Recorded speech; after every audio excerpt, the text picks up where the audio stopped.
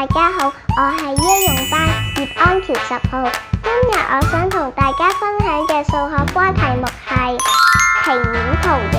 首先，我想同大家分享一本關於平面圖形有關嘅書，叫做 Monster Shapes， 入邊教咗我哋好多唔同嘅平面圖形嘅，包括有 circles 圓形、squares 正方形、rectangles 長方形同埋 triangles 三角形。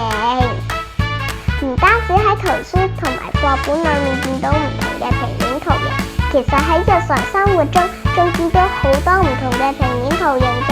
不如我哋一齊去探索下啦！大家有冇搭過天星小輪呢？今日我就同大家用1程船嘅時間嚟睇下香港建築物嘅平面圖形啦。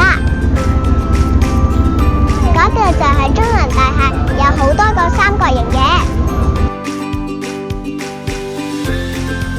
中銀大廈係由建築大師貝聿銘設計，佢最中意用三角形嘅元素，好似法國嘅羅浮宮咁，都係佢設計出嚟嘅作品。而嗰度就係怡和大廈，上面個屋頂有一個梯形，同埋下面就有好多個圓形嘅窗，係咪好得意呢？嗰度就係中環碼頭，有圓形、半圓形、三角形同埋四邊形，好似一塊塊積木搭埋一齊咁啊！除咗建築之外，平時我哋喺街上面見到有啲公共設施，都用咗好多唔同種類嘅平面圖形。仲有話，好多藝術品都係由平面圖形去創作㗎。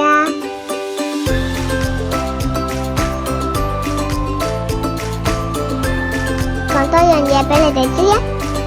原來以前好多香港嘅舊建築物都用咗梯形嚟設計嘅，目的係可以多啲陽光照射落條街度。